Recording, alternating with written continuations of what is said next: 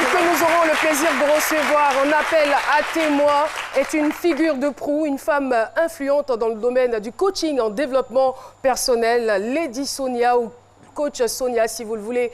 Et elle est très connue, très demandée à travers le monde. Dans quelques instants, on la recevra sur le plateau d'Océ Midi. Mais avant, voici son portrait.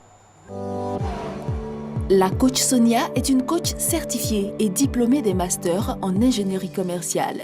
Elle est entrepreneure, conférencière, coach de vie, experte en relations, mentor, mariée et mère de 6 enfants. Coach Sonia est une femme passionnée de transformation des vies des femmes à travers le monde. Elle est aussi la fondatrice du programme Libre et épanoui qui reconnecte les femmes ambitieuses avec leur rêve d'impacter leur génération. Avec ses milliers de fans sur les réseaux sociaux, cette coach qui depuis une quinzaine d'années a exercé en France et dans de nombreux pays d'Afrique impacte les vies. Suivez tout son parcours avec Caroline. Merci beaucoup. Texte écrit par Marie-Ange Énième et lu par Nafi Touré. Il faut rendre à César ce qui est à César. Alors tout de suite, nous allons recevoir notre invité témoin du jour, Coach Sonia, pour vous.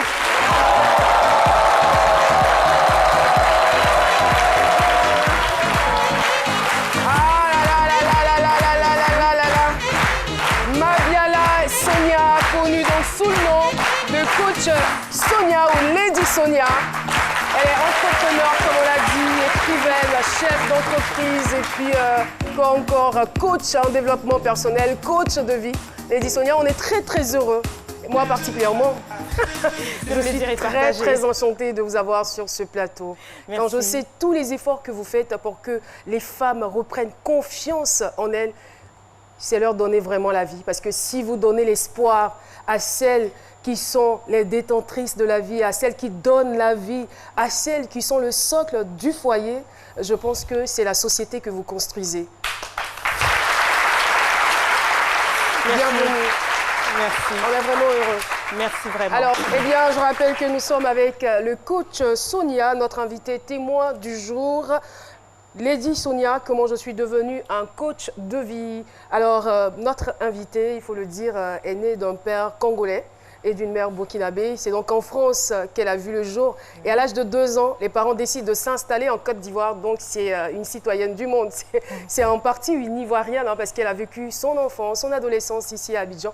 Alors, Lady Sonia, encore une fois, bienvenue sur notre plateau. Merci, merci. On est très pressé de savoir l'environnement dans lequel a baigné cette femme aussi épanouie que vous êtes aujourd'hui. Ben, merci pour la question et avant tout, merci à vous pour l'accueil et pour cette magnifique émission. Je la suis de partout. Merci. Voilà. Et pour parler de Coach Sonia, je viens de très loin. Déjà, bon, d'accord, un foyer avec beaucoup d'amour, mais beaucoup de coups, de violence et un papa qui aujourd'hui qui a beaucoup changé, mais qui dans le temps avait du mal à faire face à ses responsabilités, était dans l'alcool. Donc c'était beaucoup de violences qui m'ont vraiment marquée. Et à tel point qu'à un moment, quand il est parti, c'était avec des policiers qu'il est venu récupérer tout dans la maison. J'étais choquée. Je vais avoir quoi, 16 ans. Je me suis rebellée dès ce jour-là. J'avais une haine farouche par rapport aux hommes. Parce que j'ai vu mon père faire ça.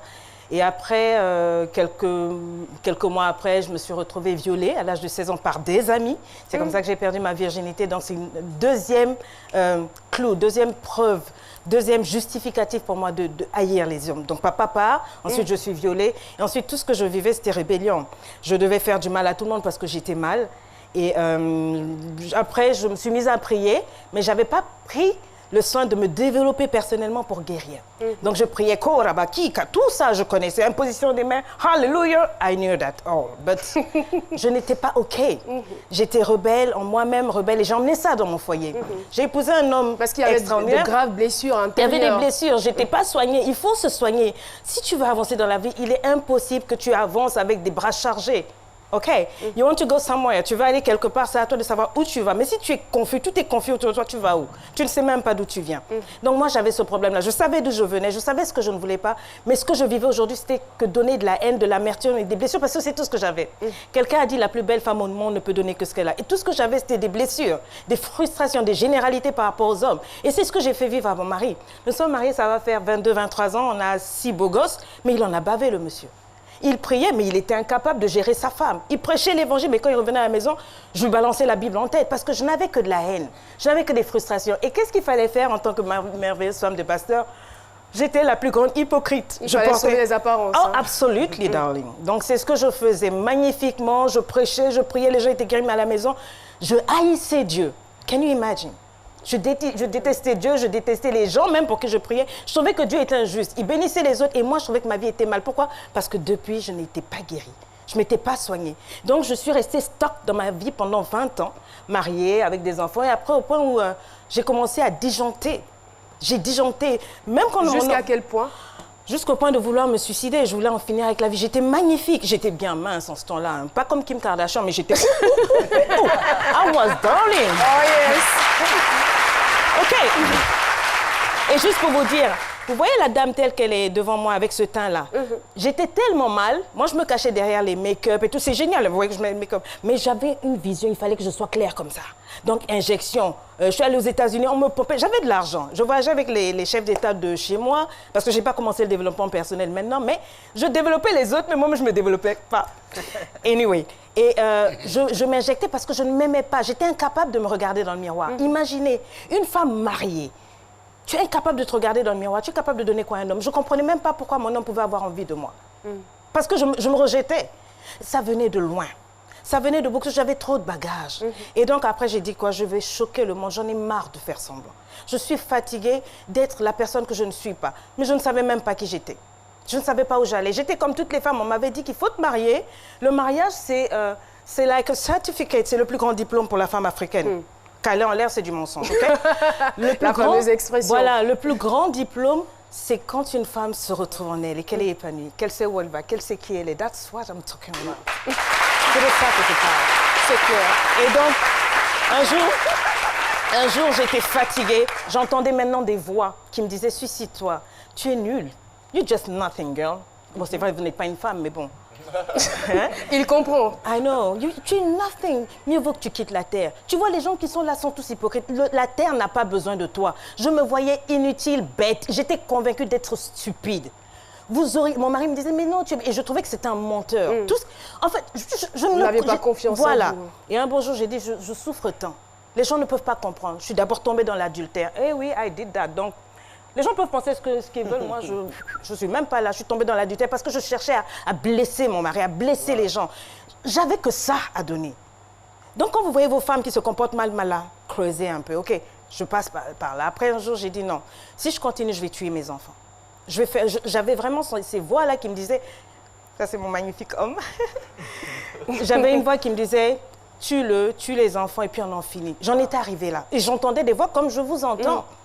J'ai pris une lame de Gillette, je l'ai approchée de mes veines et chaque fois quand je pense à ça, je me dis, mon Dieu, je sais ce que c'est que de vouloir en finir avec la vie.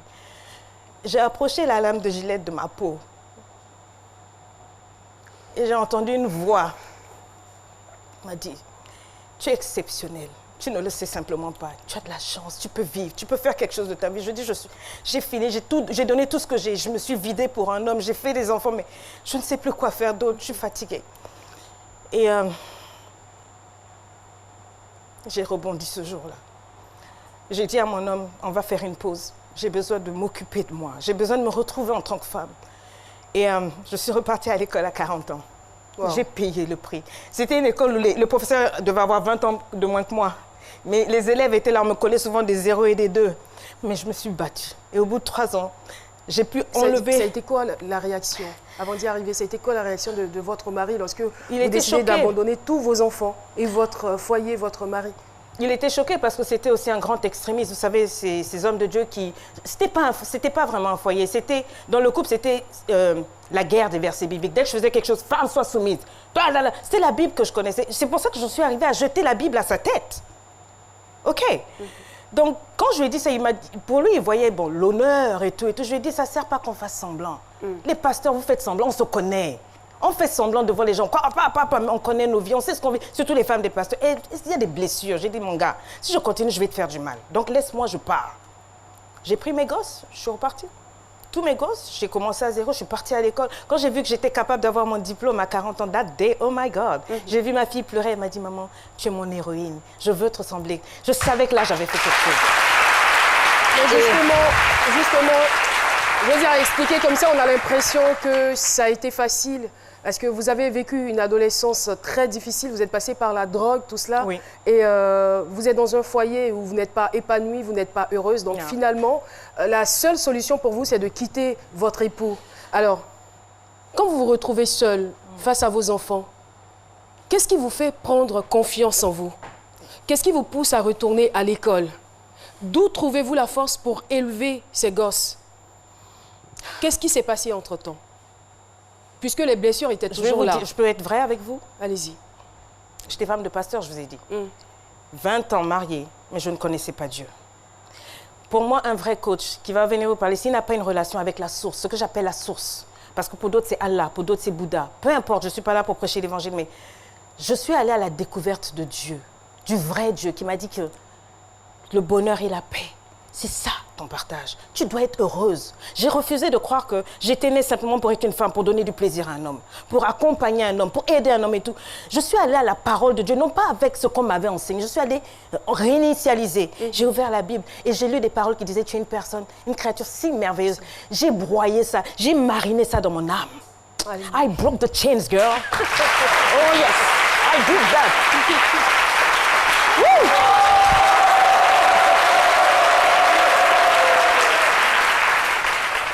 Vous savez, quand vous suivez mes vidéos, les gens sont souvent choqués de l'audace. J'ai autant d'audace parce que ma source, je l'ai puisée auprès de Dieu. C'est Dieu qui m'a relevée. C'est pas un homme. C'est pas un mari, c'est pas un travail ou quoi. J'ai fait le travail en moi-même. Je me suis soignée. Et donc, je sais de qui je tiens. Je connais mes clés. Donc, voilà. Et après, oui, mon mari a été impressionné. Il est revenu quelques années après, quand je me suis retrouvée au Palais des Congrès à faire ma première sortie. On m'a fait une surprise. Ça faisait 2 ans qu'on ne s'était pas vu. On n'est pas allé au divorce. J'avais dit, je te laisse, mais je ne divorce pas. Si tu veux divorcer, you go ahead. Ça doit venir de toi, mais pas moi. Moi, j'ai peur de Dieu. Je faisais semblant d'avoir peur de Dieu, en fait. Voilà, donc... et ce jour-là, on vient me dire... Je devais sortir pour donner mon message, mon développement personnel. On vient me dire... Ton mari est là. Je dis, c'est impossible. Ça fait 2 ans, on ne se parle pas. On me dit, il est là, il est dans la salle. Oh my God. Et quand je suis sortie sur ce podium, quand il a vu les Antillais, les Européens, le palais des congrès en France, plein, il est resté là. Il était choqué. Ce qu'il a fait, il est parti, il a acheté mon livre, il a signé, il est venu, il m'a signé un chèque, il m'a dit, tu m'as choqué en me donnant des beaux enfants. Tu m'as choqué en me donnant du plaisir. Tu m'as choqué tout. Mais je ne pouvais pas imaginer que tu étais une femme de 3 dimensions. À ce niveau-là, c'est là que la réconciliation a eu lieu. Et il s'est aligné. Une femme de 3 dimensions. 3 dimensions. La première, une femme libre, une femme épanouie et une femme influente. 3 dimensions. Mais avant de devenir coach, il y a eu un processus. Aujourd'hui, je veux dire, sur les réseaux sociaux, Philo en parlait d'ailleurs. Beaucoup de personnes s'autoproclament coach en développement personnel, à tort ou à raison, je ne sais pas. Qu'est-ce que vous en pensez? Je ne saurais m'installer ici en juge ou en qui que ce soit. Chacun fait ce qu'il veut. Mais je pense que quand j'ai commencé, par exemple, sur les réseaux sociaux, moi, c'était pour me soigner. J'avais besoin d'écrire. Je suis allée sur les réseaux sociaux, j'écrivais et les gens s'identifiaient tellement que bon, j'ai dû créer une page et après j'ai été identifiée par des grands coachs américains qui ont Qu'est-ce que vous écriviez au juste? Mais ma rancune, ma haine contre les gens des églises. J'en avais besoin. Trop chic. Non, j'en avais besoin. J'étais fatiguée de l'hypocrisie. Je trouvais que la plus grande méchanceté, c'était à l'église. La plus grande sorcellerie, c'était à l'église. Je trouvais... Donc, je me suis libérée. Mais il y a des gens qui se retrouvaient, et je ne disais pas forcément église, mais je parlais. Vous savez, l'écriture, c'est fort. Lire. Donc, quand je lisais ce que j'écrivais, je pleurais. Et vous savez quoi, ça me soignait. Et donc, après, quand j'ai été approchée, on m'a dit, ce que vous faites là, c'est du coaching. Et vous avez quelque chose de différent. J'ai été formée, j'ai eu ma certification. Je ne suis pas une coach autoproclamée comme je vois maintenant, mais bravo pour eux. Je me suis formée techniquement, stratégiquement, j'ai ajouté à cela tout ce que j'ai appris à l'école et tout, et j'ai donné le meilleur pour moi. Voilà, et ça marche et ça a impacté, bon, on est à combien de 1000 d'abonnés, mais voilà, aujourd'hui, le coaching, c'est plus que venir donner des conseils. Il ne faut pas chercher à être une vedette. Je sais qu'avec les réseaux sociaux, on a envie de se faire voir, j'ai vraiment pas ce style-là. Il faut être formé, parce que c'est de la vie des gens qu'il s'agit. On ne s'amuse pas à donner n'importe quoi comme conseil. Vous pouvez détruire quelqu'un. Une simple parole mal donnée, un foyer se casse. Donc, le coaching, c'est pas ce que je fais sur les réseaux sociaux. Ce que je fais, j'ai une école qu'on appelle LEI, où je fais du mentoring. J'entre dans ta vie, je t'emmène à réaliser d'où tu viens. Ce qui s'est passé, ce que j'ai fait comme travail, toutes les clés, d'où je viens, j'ai vécu ça, et voilà où est-ce que tu peux arriver. Il ne s'agit pas de juste dire, toi, cale en l'air, toi, non, c'est plus profond que ça. Justement, cette expression, elle est venue d'où? Qu'est-ce qu'elle signifie exactement, cale en l'air? Elle signifie, barre-toi, fous-moi la paix, si tu blagues, je te donne un coup de boule rotatif. Oui, le doyen. Je ne sais pas si c'est une question, mais je voudrais juste vous demander si ce n'est pas l'acquis religieux qui vous a permis de faire de vous reconvertir. Okay. Ouais. C'est vrai que ça jouait de beaucoup. On peut dire à 50% parce que même quand vous suivez mes vidéos, enfin, tout est basé sur la Bible. Mais comme j'ai une stratégie différente pour atteindre tout le monde, pour donner un message à tout le monde, surtout aux femmes qui sont cassées, je veille au mieux à ne pas trop mettre en avant la Bible. C'est vrai. Je viens de là, c'est là que j'ai guéri. Mais mon speech, il est vraiment technique, il est vraiment stratégique. Et presque universel. Voilà, universel. Je parle de développement personnel. Il y a enveloppement personnel dans la misère et il y a développement personnel. I'm going somewhere. J'investis pour avancer, passer à un autre niveau. Je joue le rôle d'un coach. Un entraîneur, il peut être musulman, il peut être chrétien, il peut être autre. Il vous apporte quelque chose. Donc, effectivement, je remets toujours en privé la gloire à mon Dieu. Et c'est avec lui qu'on travaille. C'est même lui qui me donne des stratégies. Mais pour que les gens comprennent, je parle le langage de tout le monde. Merci. Alors, Jean-Michel. J'ai une double question. La première question, c'est quand on vous regarde physiquement, on se dit que c'est une femme qui est généreusement gâtée par la nature. Alors, comment est-ce que vous arriviez à vous regarder dans un miroir et ça vous veut dire quoi, généralement gâtée? Il faut dire les choses clairement. D'accord, une femme éclatante. Alors, comment vous arriviez à vous regarder dans un miroir et vous détestiez? Le problème, c'était que vous aviez de la haine accumulée pour les hommes. Mais comment est-ce que... Pourquoi vous n'arrivez pas à vous aimer physiquement? Enfin, si c'est physiquement seulement la seule dimension. Et puis, deuxièmement, vous avez dit que vous trouviez que l'Église était un lieu d'hypocrisie généralisée et tout le reste.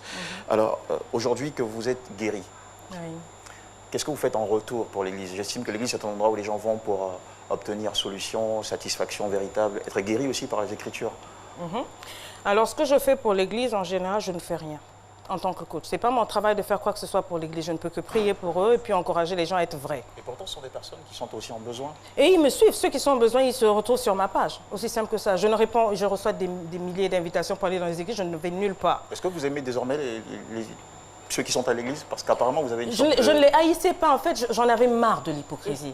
Et je crois que le peuple, jusqu'aujourd'hui, en a marre. Tout le monde veut des gens vrais. Les gens vont à l'église parce qu'ils veulent la vérité. Mais vous ne leur donnez pas la vérité. Vous leur donnez la prospérité, les messages de prospérité d'évangile. Vous tordez les évangiles par rapport à vos propres éducations et vous donnez ça en tant que parole de Dieu. Non, les gens veulent la parole de Dieu pure, non diluée. Et comme ce n'est pas mon rôle de juger les pasteurs, donc je ne me mêle pas de ça. Chacun fait sa vie. Ma mission est vers tout le monde, surtout les femmes qui souffrent, qui sont cassées, qui ont besoin de se relever. This is my message for them. Les jeunes filles, allez à l'école, ne vous laissez pas embrouiller comme les Chiza là. C'est ça. Ça, c'est mon message. Justement, on y reviendra, Chiza. Mais il avait sa première question. C'est tellement bon dans ce moment. Nous recevons Lady Sonia, coach Sonia, qui est passée par des moments troubles dans son enfance et dans son adolescence, qui a connu beaucoup de peine, mais qui a su se relever au dernier moment, enfin, qui a su se relever au bon moment, j'ai envie de dire, puisqu'elle est partie à l'école, elle a repris ses études, elle a eu 7 diplômes et aujourd'hui, elle fait du bien à de nombreuses femmes, pas seulement les femmes, parce qu'elle parle aussi aux hommes. Voilà, donc on a parlé un peu du phénomène des Chiza vers la fin de votre intervention, mais avant, Jean-Michel avait posé une question relative un peu à son passé, pourquoi elle avait un beau physique, qu'elle se voyait laide. Mais déjà, mon physique, il n'était pas ce qu'il est aujourd'hui. Moi, j'assume complètement mes rondeurs, je kiffe. Mais il y avait un problème. Vous savez, nous, en Afrique, nous sommes africains, les parents, on a du mal souvent à dire à nos enfants, tu es jolie, tu es belle, je t'aime. Surtout les hommes, les papas là. Vous avez du mal à dire à vos enfants, you are the best, tu es le meilleur, tu es un champion. Et quand on grandit avec ça dans un foyer qui se déchire tout le temps, on finit par penser même, par se sentir même coupable d'être dans ce foyer-là, par ne pas croire. Si à la maison on te dit tu es bête, idiot, etc., tu crois, tu marines dedans, et après, qu'est-ce que tu fais? Tu vis ta vie par rapport à ça. Et moi, ma mère, souvent, elle me disait, tu es magnifique, tu es bien, mais seulement ton nez, là, il est gros. Et voilà, elle me le disait, vous voyez, vous avez ri. Moi, ça faisait rire tout le monde. Mais j'étais une petite fille. Et qu'est-ce que j'ai fait? J'ai grandi en croyant ça, au point où j'étais incapable d'aller faire des interviews de boulot, parce que j'étais convaincue que le monsieur, il ne verrait que mon gros nez. Vous voyez, mon nez, il est normal. Il est tellement J'avais bon. ça. Donc, il y avait tout ça qui faisait que je ne m'acceptais pas, et puis, bon, beaucoup d'autres choses. Alors, Sonia, la question tant attendue, qu'est-ce que vous pensez du phénomène des Chisa, des maîtresses? Voilà. Les Chisa, ce sont mes petites sœurs. J'ai été Chisa. Voilà, donc je sais ce que c'est qu'être par le oui, yes, oui. Je viens de loin, donc j'étais Chisa avant aussi, pendant une certaine période, et c'est la pire des histoires, de la pire expérience. Je ne peux que dire ceci, ce n'est pas moi de les juger, elles savent pourquoi elles se retrouvent là-bas. Et sachez aussi qu'il y a des titulaires qui sont Chisa. Hein? Mais anyway, je veux juste parler aux jeunes filles, aux femmes. Si tu n'es pas mariée, qu'un homme, un tonton, un gros taux, un tonton, vous comprenez quoi? Un gars bien vient te dire que non, quoi, ça marche pas à la maison, dites-lui mon gars. Finis d'abord avec la titulaire. Quand tu as fini, tu viens. Parce qu'il ne faut pas, on va me frapper comme on a frappé l'autre dame là. Tes dents sont bien, tout et tout. Pensez à l'avenir. Il y a forcément Dieu a quelqu'un pour toi. Je dis toujours, si Dieu t'a donné des seins, etc., c'est que il a prévu quelqu'un pour toi. Tu ne vas pas aller rentrer dans le. Un foyer à 3, ça fait foule. Ça fait complication. Et moi, je suis le genre de femme, j'aime la paix. Et puis déjà, je suis compliquée, moi. Si je me retrouve avec une autre dans le foyer, aïe, aïe. Donc, un conseil, les Chisa, maman, cherchez pour vous. Laissez le foyer des tantines à part parce que ce que vous semez, vous le moissonnerez. Justement, Lady Sonia, il y a un véritable problème. Aujourd'hui, beaucoup de jeunes dames veulent bien dans le foyer, mais il y a difficulté à se mettre en relation, à vivre ce bonheur. Alors, comment est-ce que vous les aidez, vous, à y parvenir? J'allais dire, mais pourquoi vous ne vous demandez pas les femmes en mariage? Vous les prenez, vous les essayez en CDI, CDD, là. Hein? Oui, c'est ça. Vous prenez les femmes, vous mettez là, bon, ben voilà, c'est vous aussi le problème. Les femmes vont répondre aux femmes. Je pensais que les femmes de ce studio allaient réagir quand même. D'accord.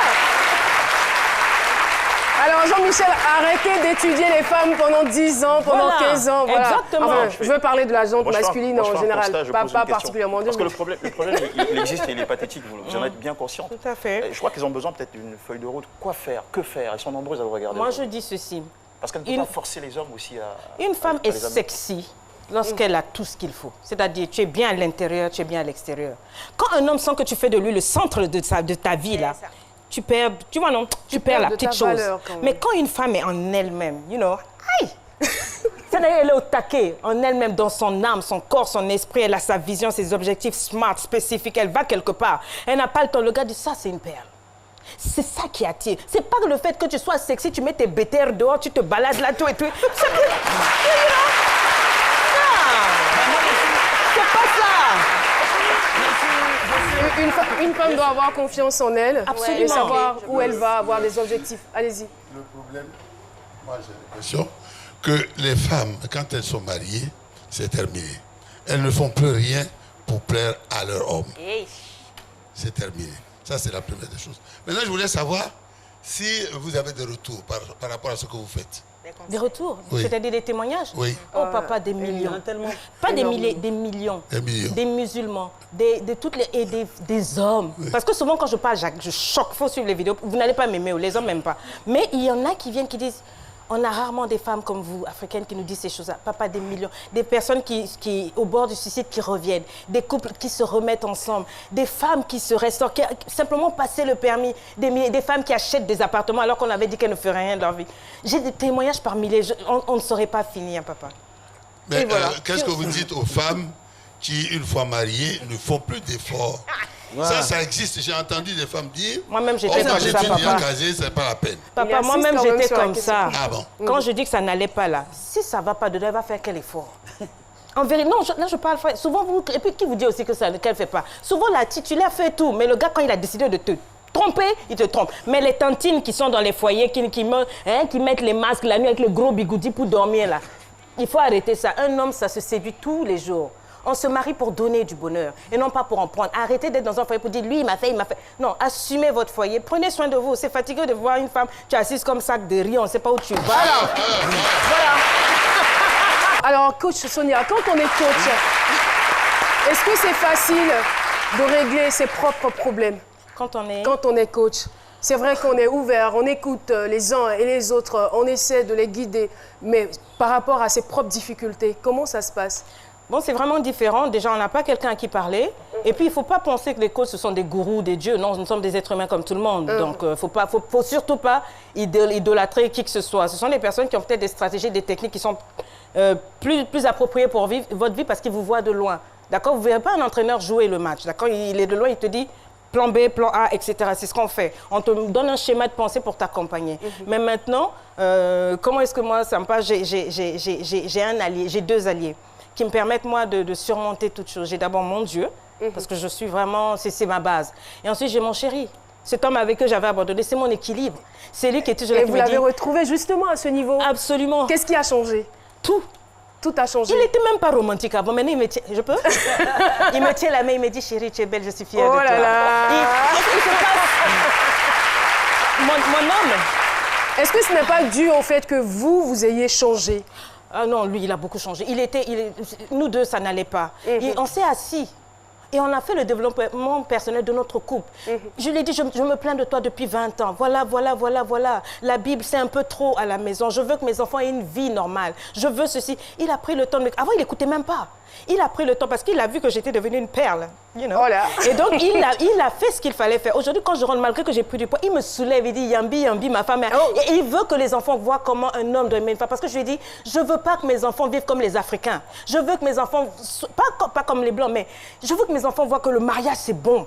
Je refuse que mes enfants... Donc, c'est pour ça que j'étais partie. Parce que mes enfants voyaient que j'étais frustrée. Et j'avais dit non. Et pour terminer, coach Sonia, quel est votre plus grand rêve pour les femmes africaines? Oh my God, relevez-vous, arrêtez l'esprit de victimisation. Il m'a fait, il m'a quitté, il m'a trompé.